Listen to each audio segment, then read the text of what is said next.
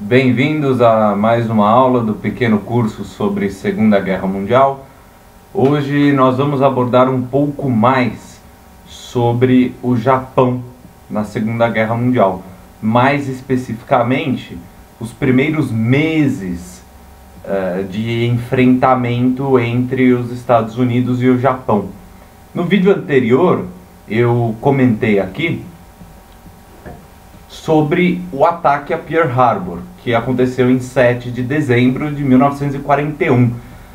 Porém, eu não entrei em tantos detalhes sobre a economia japonesa no período entre guerras, tampouco falei sobre o exército japonês de uma forma mais aprofundada. Então, a ideia desse vídeo de hoje é justamente complementar o vídeo anterior para a gente conseguir terminar esse período que vai de dezembro de 1941 com o ataque a Pearl Harbor e chegar até 1942, mais ou menos em março, abril de 1942. Então é justamente sobre esse momento que a gente vai falar um pouco no vídeo de hoje. O que é interessante notar sobre o Japão antes de entrar na Segunda Guerra Mundial, antes mesmo de começar a Segunda Guerra Mundial. O Império Japonês, ele vem tradicionalmente de uma vitória. O exército japonês estava contente e ganhando mais força dentro das decisões do governo japonês a partir do século XX. Por quê? Ocorreu uma guerra em 1904 e 1905 entre a Rússia e o Japão. E o Japão em 1905, veja, são 30 anos antes, um pouco mais de 30 anos antes de começar a Segunda Guerra Mundial. Em 1905, então, o Japão sai vitorioso contra a Rússia e o exército japonês começa a ter um destaque maior, ter uma maior importância dentro das decisões administrativas tomadas pelo Império Japonês. De 1912 a 1926, o nome do imperador era Yoshihito. Em 26 até o término da Segunda Guerra Mundial era o famoso Hirohito. Hirohito é Hirohito, Hirohito. Esse cara é o grande, é o monarca, o chefe, o líder supremo do Império Japonês ao longo da Segunda Guerra Mundial. O Hirohito tem, sem dúvida nenhuma, ele acaba influenciando o parlamento. Até 1940 você tem no Japão uma monarquia parlamentar, mas como a gente sabe, em momentos de crise, o que ocorre? Dissolução do parlamento. E no Japão não foi diferente. Dá até para fazer uma analogia aqui, lembrando quem assistiu a aula da invasão dos Balcãs, que eu comentei sobre a dissolução do parlamento que ocorreu em 1928 na Iugoslávia, que depois fizeram, outorgaram a Constituição Iugoslava de 1931.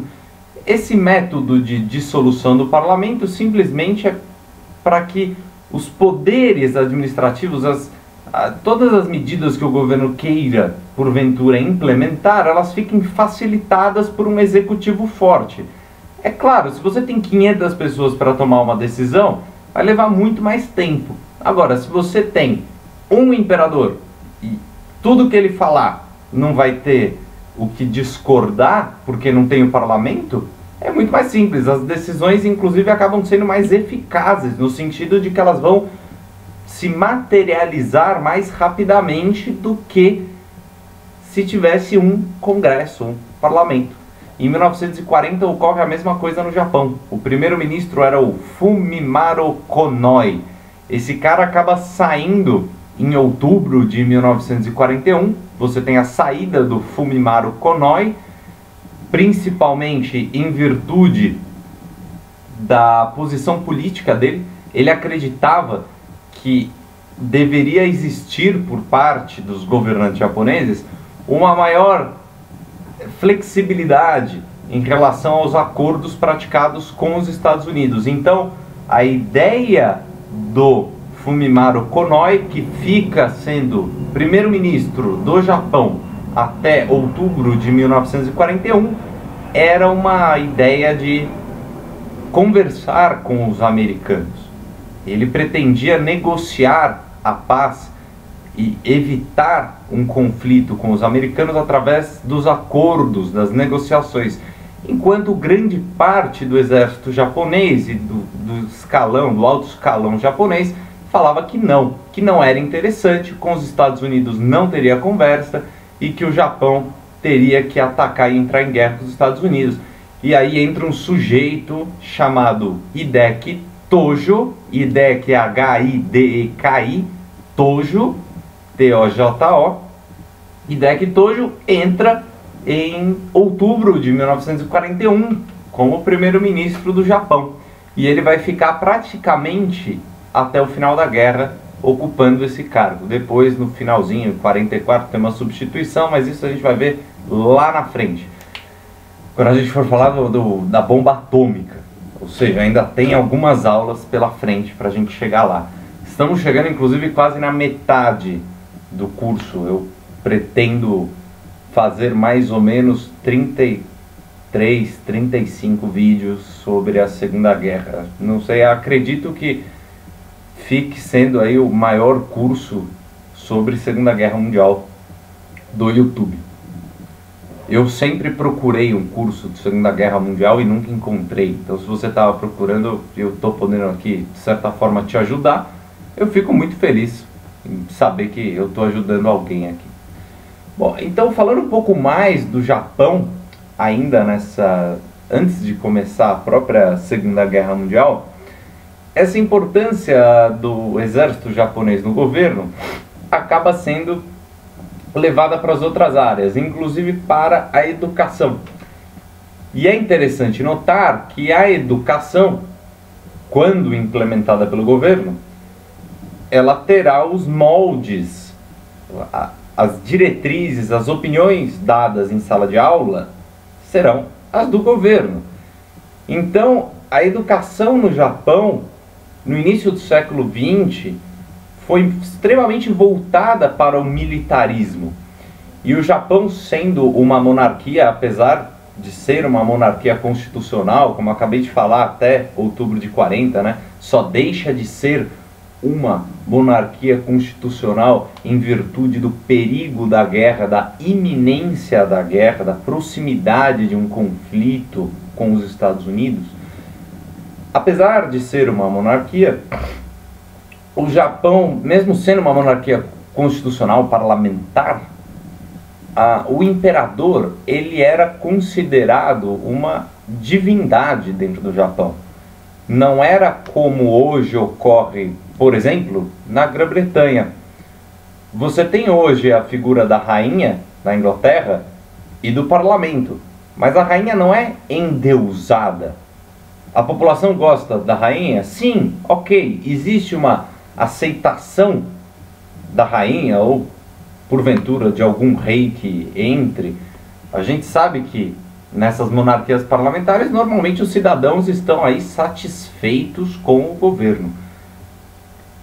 E o que vale notar aqui é que no Japão também estavam, só que pela Constituição japonesa o imperador era uma figura divina, ele era quase um deus na terra. Então a vontade dele tinha que ser extremamente respeitada. E era considerado inclusive descendente de um dos deuses lá que acreditavam na época. Então fica essa ideia, preciso deixar isso bem claro, que a religiosidade estava muito presente no governo japonês, no Império Japonês, quando o Hirohito era imperador.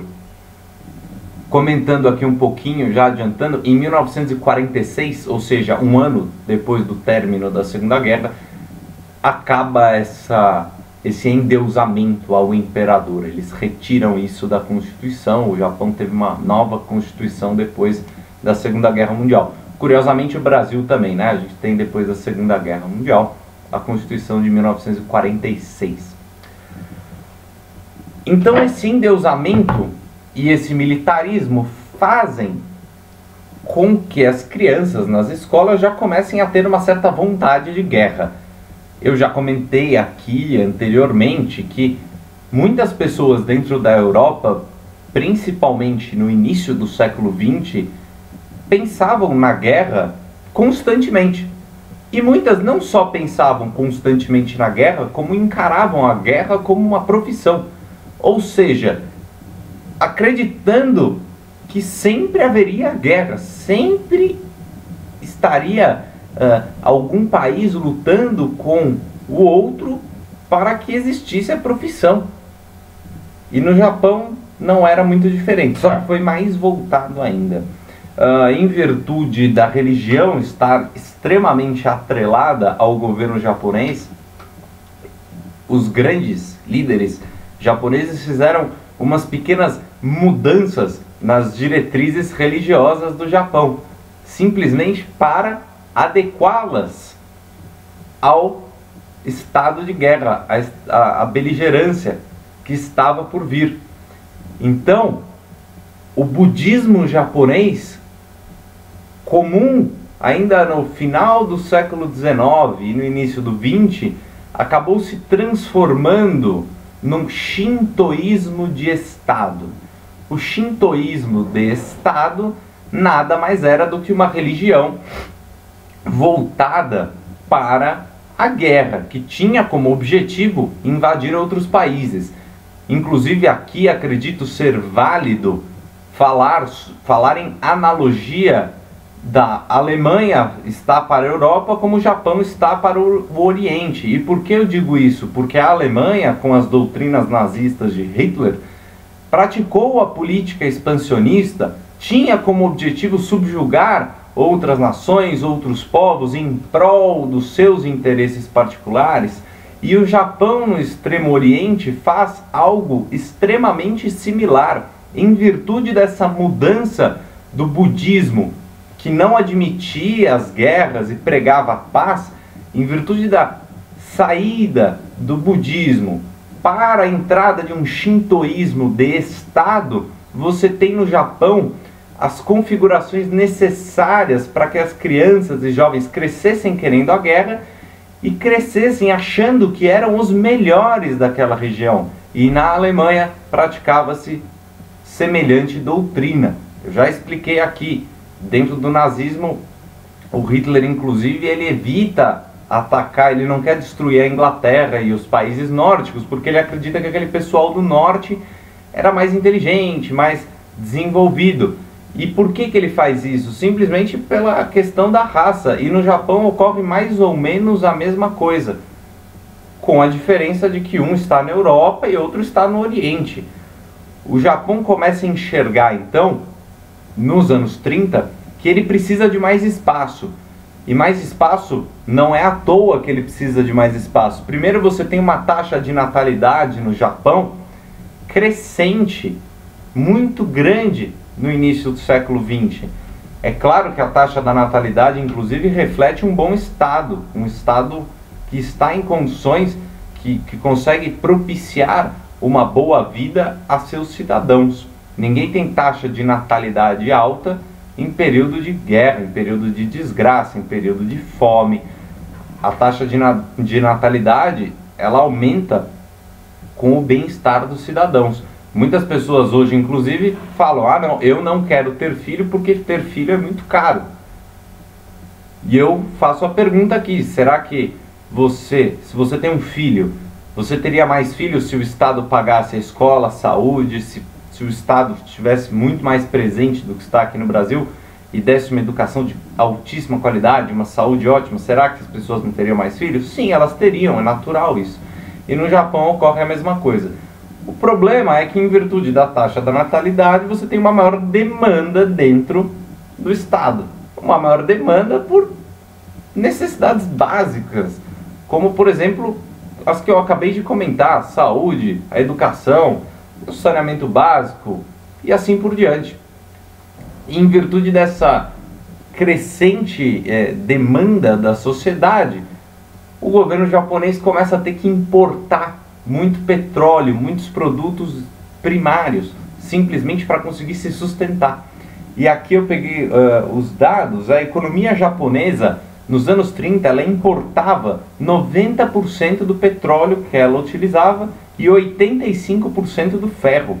Isso deixa bem claro que o Japão tinha uma dependência muito grande em relação aos outros países. Quando eu comentei na aula passada que os Estados Unidos fizeram aquele embargo contra o Japão, ou seja, os Estados Unidos eles tomaram duas medidas que eu comentei aqui, as duas medidas que foram a gota d'água para o início do conflito entre Japão e Estados Unidos. As duas medidas foram, a primeira delas, os Estados Unidos congelou os bens dos japoneses que viviam em território americano e os enviou para campos de concentração. A segunda medida adotada pelos Estados Unidos nos anos 30, que incomoda, interfere, atrapalha muito o Japão, foi o embargo econômico. E esse embargo econômico aí fica subentendido principalmente o petróleo, o embargo petrolífero que os Estados Unidos praticou para com o Império Japonês. Eles pararam de enviar o petróleo para o Japão, e o Japão importava 90% do petróleo que ele consumia, e desses 90%, mais de 80% era petróleo americano. Eis um dos motivos do Japão se colocar numa condição, numa necessidade de praticar a sua política expansionista para atacar o Extremo Oriente. Eu comentei na aula da Itália que muitos chamaram o Mussolini de oportunista. E por que falaram isso? Porque ele entra na guerra naquele momento em que ele vê a França já derrotada, praticamente derrotada para a Alemanha. A Alemanha já tinha provado que ela estava com um exército muito forte, uma máquina de guerra extremamente veloz, através daquela Blitzkrieg. E a Itália, ela faz a aliança com a Alemanha quando? Logo em seguida a queda da França, quase nos últimos dias, ali antes da França se render. E aqui no Japão é interessante que a gente também pode falar em oportunismo. Por quê? Porque o Japão ele aproveita que o cenário europeu está extremamente complicado para atacar diversas colônias inglesas e francesas, principalmente, mas também tiveram colônias holandesas atacadas.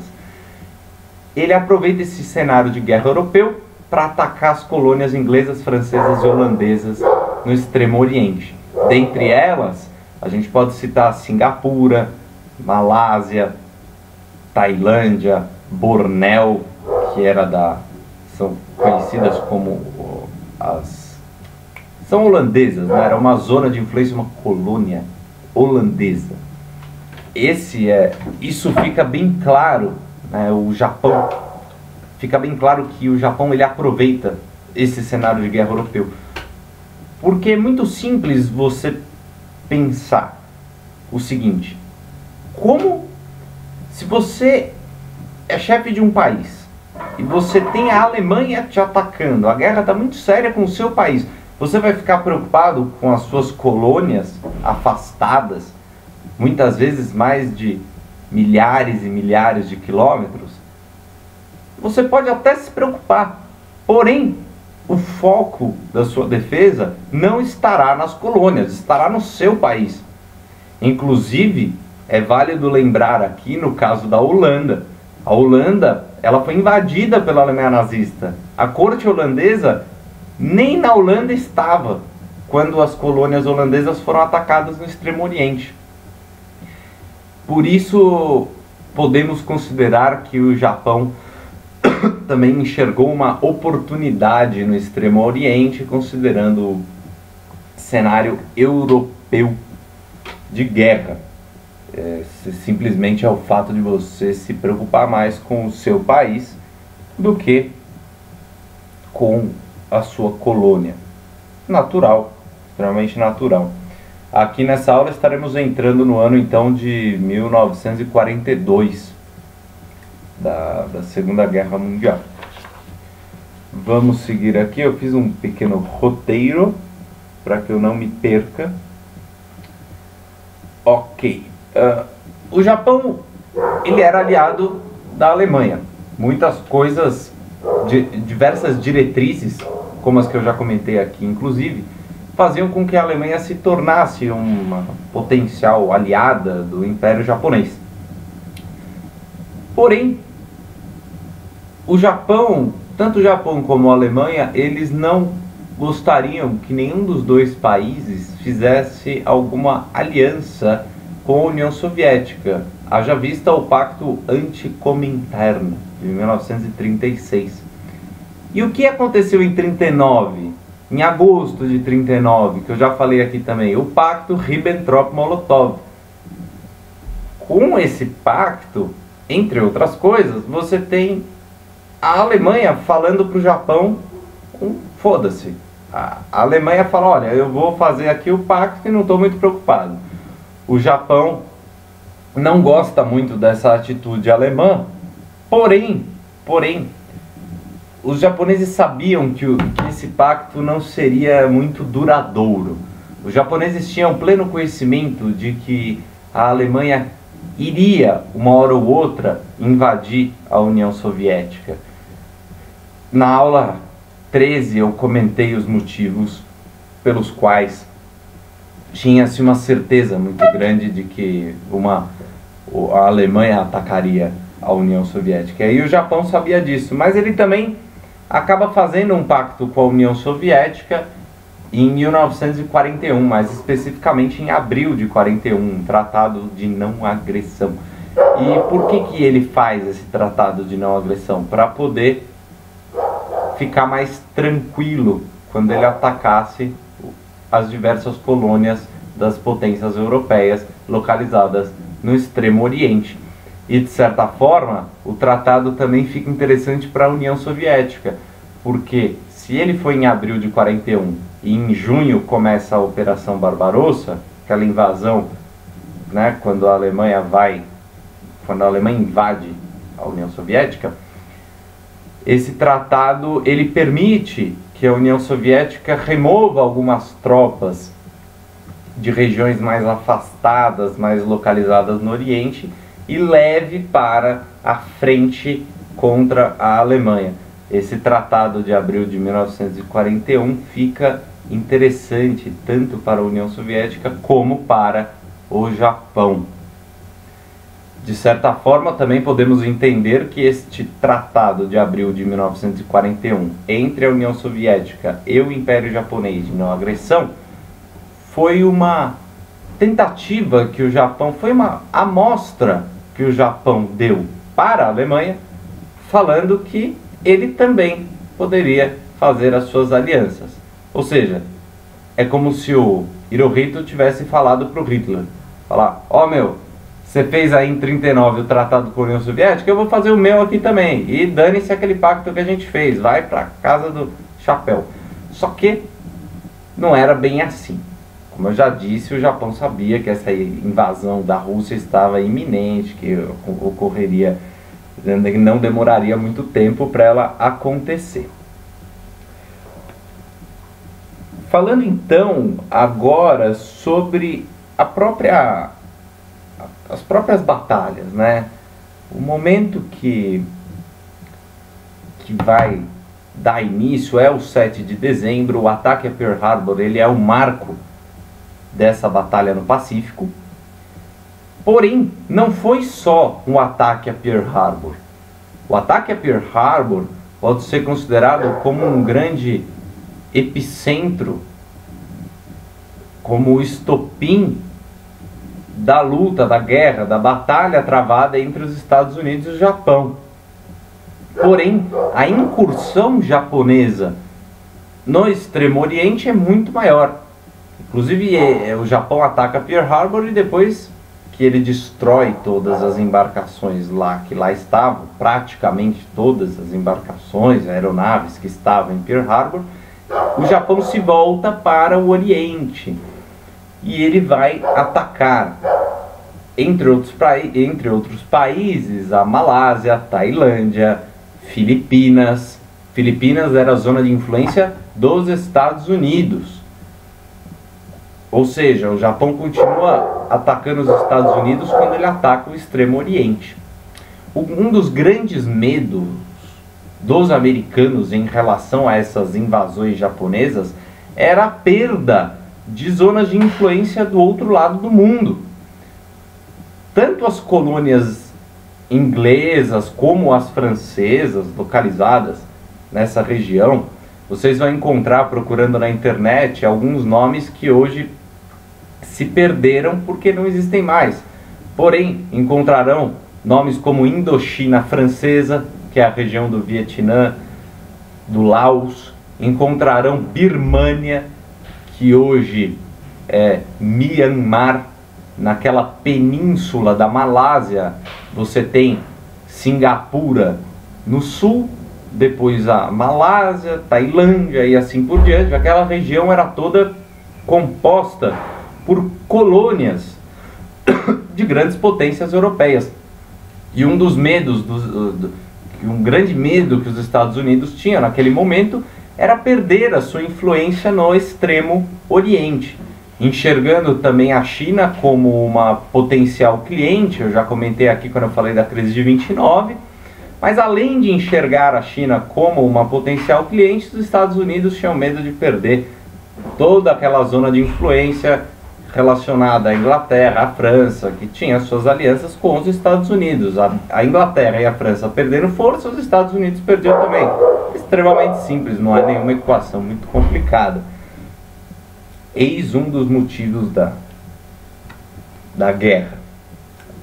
A guerra, comentando, né? Eu sempre falo, tô aqui falando de guerra sempre. E a guerra, ela se resume muitas vezes a dinheiro e dinheiro. Dinheiro e poder. É dinheiro e poder. É impressionante. Você estuda a história de todas as guerras, sempre teve esse mote. Ou é dinheiro ou é poder. Depois de um determinado período, né, no século XX, o petróleo passa a fazer parte. Porém, petróleo, subentenda-se aí, dinheiro. Sempre são os... Eu me lembro de um trecho do livro Nada de Novo no Front, do Éric Maria Remarque, que ele comenta, em certo momento do livro, ele se pergunta: por que os grandes líderes não vão para uma arena com espadas e ficam um tentando matar o outro? Dessa forma, eles resolveriam a guerra de uma forma mais rápida, não matariam tantas pessoas e não prejudicariam tanto o progresso humano. Não, essa questão do progresso é complicada, porque tem gente que fala que não, a guerra, ela, por pior que ela seja, ela acaba trazendo um progresso. Mas eu acredito que sem a guerra e com mais investimentos em tecnologia, talvez fosse mais rápido. É um ponto a refletir. Eu estou aqui jogando uma ideia, simplesmente. É muito delicada a questão. Eu não vou afirmar nada aqui. Precisaria estudar, fazer um grande estudo de todas as guerras, pegar o PIB dos países. Mas a pergunta que fica é se a guerra é necessária ou não. Essa que era a ideia, que era o que eu queria levantar. A ofensiva japonesa no Pacífico. No dia 7 de dezembro de 1941, a gente tem um ataque a Pearl Harbor, mas junto com ele, como eu comentei, começam diversas invasões no Extremo Oriente. Inclusive, Pearl Harbor não foi a primeira delas. Ataques a ilhas de nome Guam, G-U-A-M de Maria, e Wake, ilhas Wake, ilha Guam, Wake, W-A-K-E, Wake, Guam, ilhas Gilbert, G-I-L-B-E-R-T, são alguns dos exemplos de pequenas ilhas que teriam um papel fundamental, principalmente no que tange a bases aéreas, para que os exércitos conseguissem atingir os outros países que objetivavam. O que ocorria era, por exemplo, o Japão quer chegar até as Filipinas, ou quer invadir a Birmânia, quer invadir a Tailândia, ok, para ele não ter que fazer uma grande movimentação de porta-aviões sem nenhuma parada no meio para reabastecer, para conseguir. E também tem a questão dos aviões, porque os aviões muitas vezes não têm autonomia suficiente para voar por tantos metros. Então fica mais interessante quando você tem uma base mais próxima do local que você vai atacar. E se porventura existe a necessidade de conquistar uma pequena ilha no meio do caminho, o Japão vai lá e conquista a pequena ilha no meio do caminho. Não tem muito mistério nisso. As Filipinas eram uma zona de influência dos Estados Unidos. O grande general que defende as Filipinas num primeiro momento é um senhor chamado Douglas MacArthur. O MacArthur, a gente vai falar mais dele posteriormente. A primeira coisa que você precisa saber da invasão das Filipinas é que os Estados Unidos tinha nas Filipinas um exército de aproximadamente 30 mil homens, sob o comando de Douglas MacArthur. Porém, não foi suficiente. Eu anotei aqui, eu peço licença para ler. O Rainbow, Plano de Defesa norte-americano para as Filipinas, previa forças partindo de Pearl Harbor, algo impossível depois do dia 7 de dezembro de 41. O que se percebe nesse momento é uma fragilidade muito grande dessas colônias e zonas de influência, tanto dos Estados Unidos como das potências europeias. Como eu acabei de falar aqui, o Plano Rainbow, que era o plano de defesa norte-americano nas Filipinas, ele previa a ajuda de embarcações americanas que estariam ancoradas em Pearl Harbor. Porém, no dia 7, eu já falei, em Pearl Harbor, falei mais na aula passada, falo de novo hoje, Pearl Harbor foi destruída no dia 7 de dezembro de 1941. Então, como que sairiam embarcações ali para ajudar as Filipinas? Fica muito difícil. Eis aí um detalhe, uma informação razoavelmente importante para entender um dos motivos do fracasso. O fracasso ocorreu tanto nas Filipinas como em todos os outros países. De dezembro de 1941 até março de 1942, o Japão conquistou quase todas as colônias inglesas, francesas, holandesas e zonas de influência dos Estados Unidos localizadas no Extremo Oriente. Tanto que o número de nome de países que foram invadidos, a lista é imensa, que eram vários países menores. O exército australiano, solícito à corte inglesa, vai ajudar a defender algumas posses inglesas no Extremo Oriente, como por exemplo Singapura. Mas não foi suficiente. Nenhuma dessas potências estava, primeiro, preparada para se defender de uma eventual incursão japonesa forte do jeito que foi, e segundo, estavam mais preocupadas com o seu próprio país.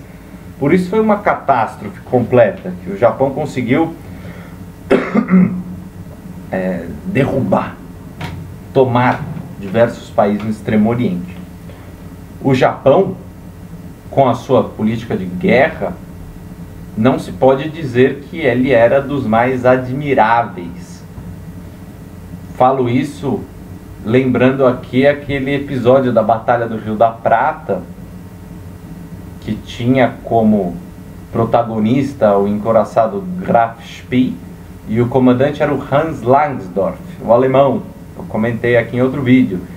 E esse Hans Langsdorff, ele não permitia, ele não gostava de matar os outros prisioneiros, ele não matava os prisioneiros de guerra. Ou seja, ele conquistava uma embarcação inimiga, ele aprisionava, mas pelo que dizem, pelo que a historiografia coloca em grande parte, ele não maltratava os prisioneiros. E no caso do Japão a coisa fica um pouco diferente. O exército japonês, naquela ideia de superioridade em relação aos outros países asiáticos, né, em relação também à própria simbologia e à religião dentro do Estado japonês, Os japoneses acreditavam que um homem digno jamais poderia se entregar numa batalha. O homem digno japonês era aquele que lutaria até a morte. Por isso, quando os japoneses conquistam território e aprisionam soldados inimigos, muitas vezes acabaram matando os soldados inimigos por considerá-los, inclusive, indignos da própria vida. Na visão dos japoneses, muitas vezes, então, o homem, aquele prisioneiro, soldado inimigo, não teria nem direito à vida, porque ao invés dele ter lutado até a morte, ele havia se rendido. Algo na visão dos japoneses extremamente ruim. Existem diversos exemplos. Eu disse aqui em outro vídeo que quando os Estados Unidos congelou os bens dos japoneses, os Estados Unidos preparou alguns campos de concentração para os japoneses. É verdade? Sim. E os japoneses, em retaliação, evidentemente fizeram também campos de concentração para os americanos. Olha só, houve uma reciprocidade de campos de concentração. Muitas pessoas acham que campo de concentração foi só na mão da Alemanha nazista. Não, não foi. Teve campos de concentração nos Estados Unidos, que aprisionaram os japoneses, e teve campo de concentração no Japão e nas Filipinas, em outros países que o Japão invadiu, outros campos de concentração na mão dos japoneses, aprisionando norte-americanos. Os japoneses eram extremamente, eu não vou colocar a palavra sádico, porque aquilo estava tão interiorizado nele que o japonês, de fato, ele acreditava que não poderia, o cara era indigno da vida, não tinha que lutar até a morte. Aquela educação militarista, aquela educação, para falar uma palavra bonita aqui, a educação introjetada no cérebro do indivíduo. O cara já nasce no padrão que o governo considera bacana para viver, que interessa ao governo, não ao cara. Massacre da Morte, um líder japonês, eu anotei o nome dele aqui, que acabou sendo condenado à morte depois da Segunda Guerra Mundial por crimes de guerra. O nome dele é Masaharu Honma. Honma é H-O-N-M-A. E o Masaharu, eu sei que você não entendeu também, é M-A-S-A-H-A-R-U. Eu não falo japonês, peço desculpa a pronúncia aqui, a comunidade japonesa, me desculpe. Eu não falo japonês ainda. Quem sabe um dia. Masaharu Honma foi o líder de uma caminhada, ele liderou uma caminhada de mais de 160 quilômetros com prisioneiros americanos nas Filipinas e não permitiu que os soldados americanos então aprisionados tomassem água nem comessem. Evidente que muitos morreram. Os que caíam no chão eram fuzilados. Os que caíam no chão, que ainda não tinham morrido, né? Os que caíam no chão e não tinham morrido eram fuzilados. E os que caíam no chão como mortos já ficavam lá mortos. E dane-se. Quando terminou a caminhada também fuzilaram boa parte dessa tropa.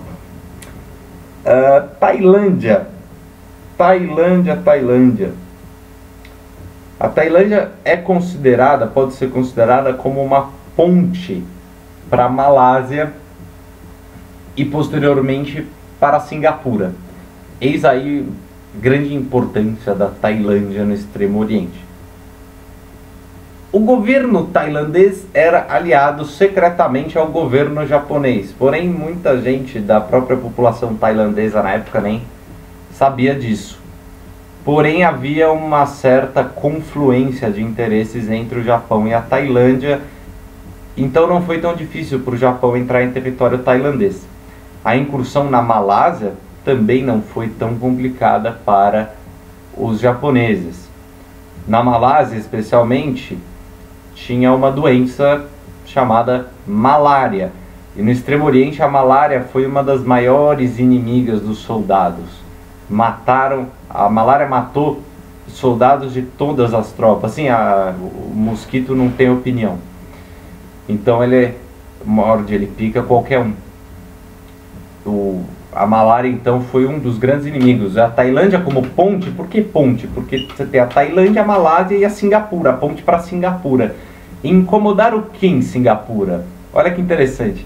Você tinha em Singapura uma grande embarcação inglesa, que eu já comentei também em outra aula, quando eu falei do afundamento do Bismarck.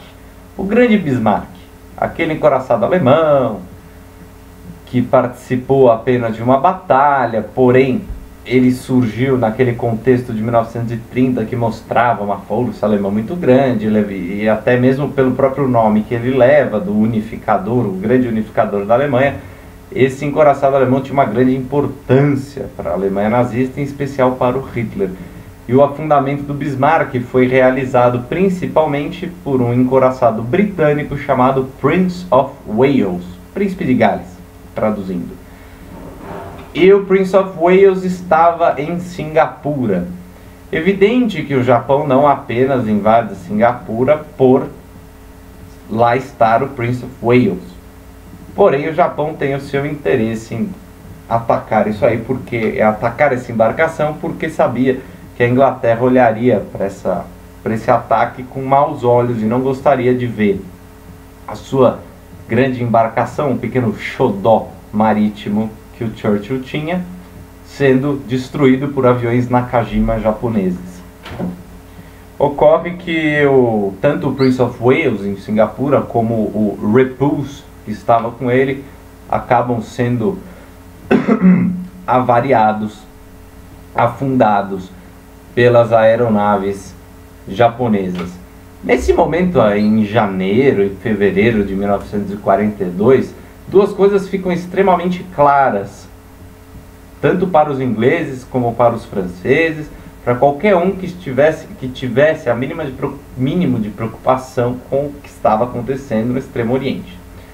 A primeira delas, que ficou bem clara, foi que o Japão não estava para brincadeira. O Japão acreditava numa política expansionista. O Japão, ele queria conquistar aquelas colônias das potências europeias. Ele não se conformava com o fato das potências ficarem muito longe, e também acreditando que aquela ideologia religiosa, a mudança do budismo para o shintoísmo de Estado, que levou inclusive a uma xenofobia japonesa, o Japão se considerava o grande povo, o grande libertador, o grande salvador de todas aquelas colônias. Então a incursão japonesa, a primeira coisa que fica clara é que o Japão é muito forte. O Japão é muito forte, e o Japão ele se coloca numa posição de que ele vai salvar, ele vai libertar aquelas colônias no Oriente que estavam subjugadas às grandes potências europeias, que não deveriam estar ali na visão do Japão. A segunda coisa que fica clara é que nenhuma marinha poderia andar em mares do Pacífico, navegar, melhor dizendo, nenhuma marinha do mundo poderia navegar em mares do Pacífico, em mares próximos à Península Malaia, sem um grande apoio aéreo. A aviação japonesa foi extremamente importante para a conquista que o Império Japonês conseguiu nesse momento entre dezembro e março de 1942. Dezembro de 41, março de 42, óbvio. Essa aula ela é mais um complemento, porque eu não queria passar em branco esse momento da invasão japonesa. Eu não poderia simplesmente falar de Pearl Harbor e de repente voltar para a Europa. Eu achei que era necessário explicar, espero que esteja entendendo, que o Japão foi mais do que... ele não teve um papel secundário na Segunda Guerra Mundial. Essa incursão japonesa no Extremo Oriente incomodou muitos países que tinham lá suas colônias, com os seus respectivas fontes, como os minérios, o ferro. A gente viu que o Japão precisava de petróleo, precisava de ferro, entre as outras necessidades básicas. em virtude daquele aumento da taxa de natalidade. Mas a ideia realmente desse vídeo era trazer essas informações. Teve também a invasão da Birmânia, que tem início em 11 de dezembro. Todos esses países que eu citei aqui, localizados no Extremo Oriente, eles foram invadidos em dezembro de 1941 e o Japão consolidou a sua vitória até março de 1942. Todos eles.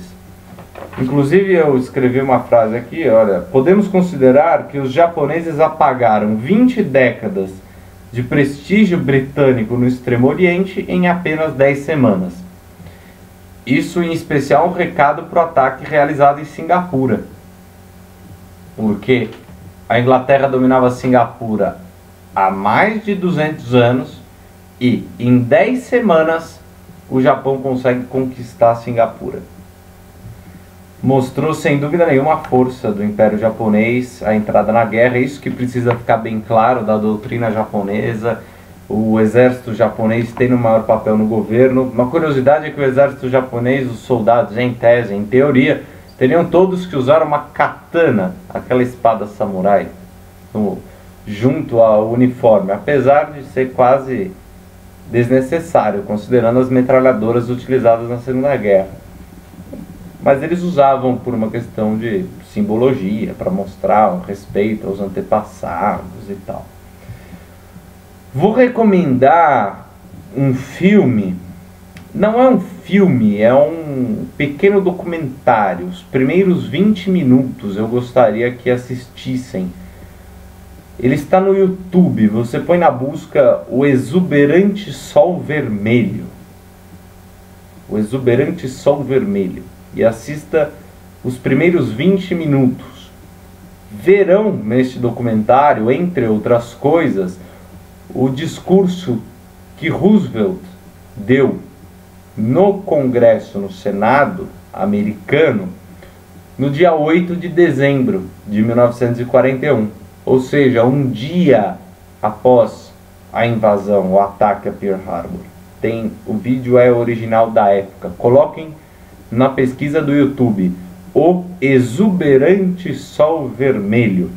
Sol vermelho é evidentemente uma referência ao sol, ao símbolo do exército japonês, utilizado não só no seu uniforme, bem como nas aeronaves do Império Japonês. Eu acho que ficou bem claro aqui o que eu queria. O meu objetivo realmente era mostrar que a entrada do Japão na Segunda Guerra não foi apenas o ataque a Pearl Harbor. Eu quero que você também abra um mapa e coloque aí o Extremo Oriente. Jogue no Google Península da Malásia, Singapura, veja ali aquela região, para que você perceba aonde se deu, né, a guerra, essas batalhas que eu comentei aqui, para que você tenha noção realmente do quão grande, do quão importante foi essa incursão japonesa no final de 1941 e no início de 1942. Espero que tenha gostado do vídeo e até a próxima aula. Tchau!